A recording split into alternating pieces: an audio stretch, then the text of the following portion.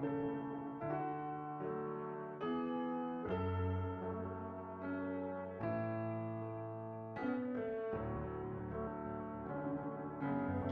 my name is Judy Macias Harris. I'm a speech language pathologist and the inventor of a waterless, bristleless toothbrush called the Light Brush.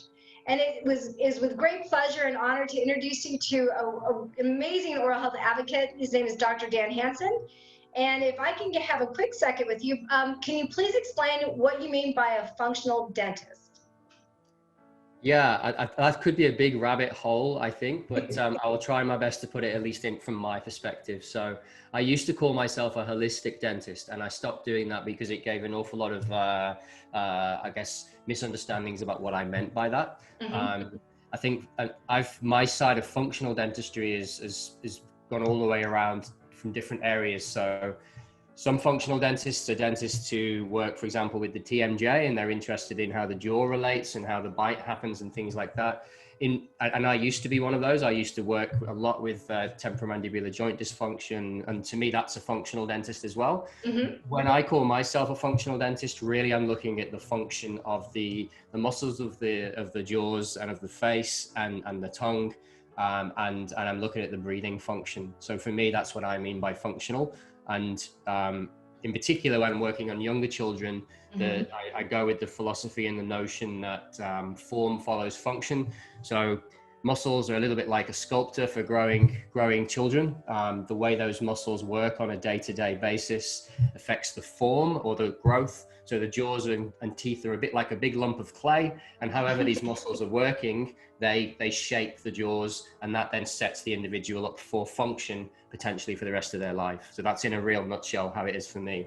Yeah. That was a very good visual. I like that. I could actually understand the whole connection with that word functional and how it relates to the anatomical components of this whole complex, beautiful system here that is, I think there's more to this system that we don't really understand.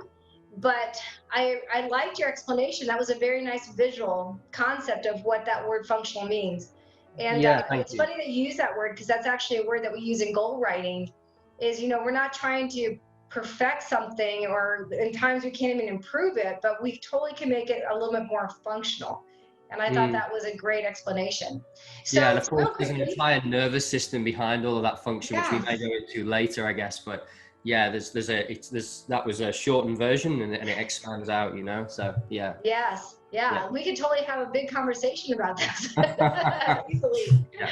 Well, one of the reasons why I'm very thankful and honored that you are our spotlight for this month, because I think you have a very special place when it comes to oral cavity health. And you had a statement on your website that resonated with me about your biggest passion as an oral health advocate. And I was wondering if you could elaborate a little bit about that.